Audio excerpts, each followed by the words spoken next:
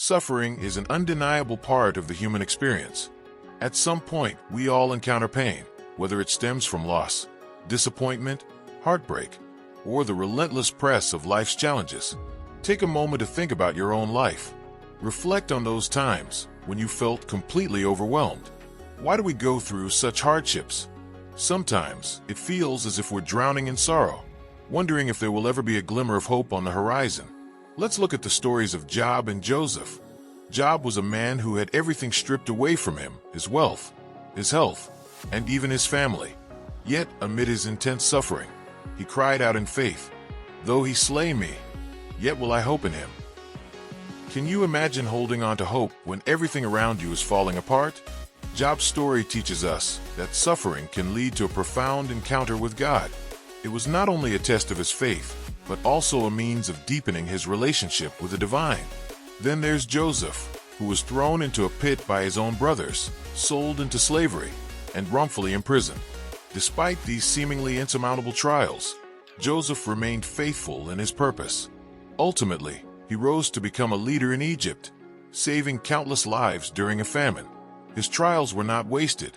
They served a greater purpose in God's plan. Through his suffering, Joseph learned resilience, leadership, and trust in God's timing. How many of us can relate to Joseph's journey of betrayal and injustice? Pain is often a teacher, serving as a necessary part of our spiritual growth. As C.S. Lewis poignantly expresses in The Problem of Pain, suffering is not merely an obstacle. It provides us with opportunities for transformation and deepened understanding. It's through our struggles that we learn about our strengths and weaknesses, unveiling the parts of ourselves that we might not have known existed. So, how can we embrace our own processes in moments of pain? First, let's recognize that it's okay to grieve. It's vital to feel our emotions fully rather than suppress them. When we allow ourselves to experience grief, we create space for healing. We must remember that pain is a part of life. It does not define us. What defines us is how we choose to respond to that pain. We can either let it consume us or use it as a catalyst for growth. Consider the concept of journaling. Writing down your thoughts and feelings can provide clarity and insight. It can be a therapeutic way to process what you're going through. Documenting your pain as well as your hopes can help you see patterns and progress over time. You might look back and marvel at how far you've come, reminding yourself of the lessons learned along the way. Community is another essential aspect of navigating pain. There is immense power in sharing our burdens with others. In Galatians 6 verse 2, we are instructed to carry each other's burdens, and in this way, you will fulfill the law of Christ. When we allow ourselves to be vulnerable and share our struggles, we invite others into our journey. Friends, family, or support groups can provide love and understanding during our darkest hours. They can also remind us that we are not alone. Our reflections during times of pain are crucial.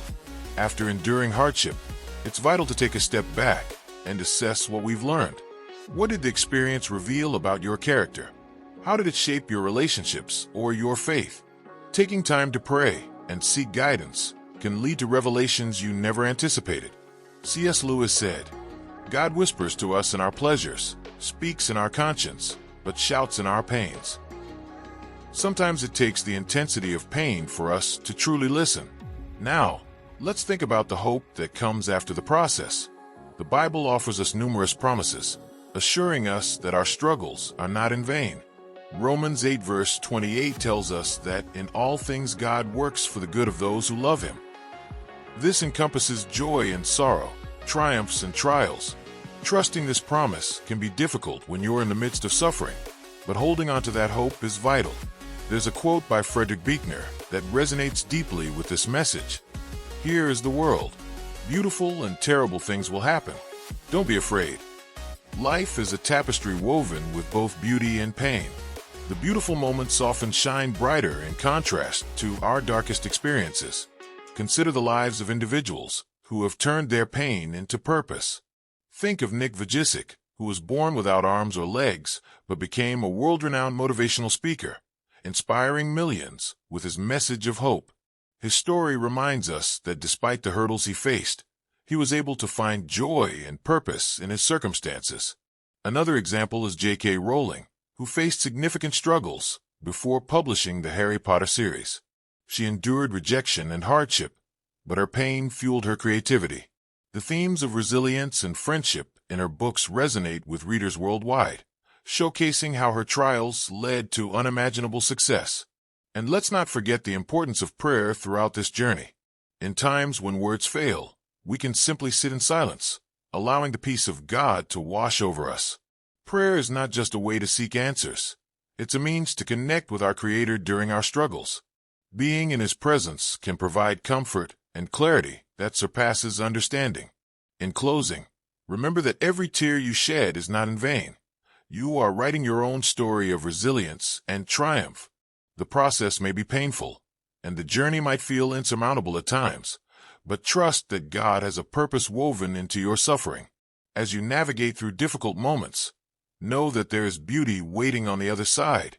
Let us take a moment to pray together for comfort and strength as we face our trials. May we have the courage to embrace our struggles, learn from them, and ultimately find joy and purpose amidst the pain. Amen.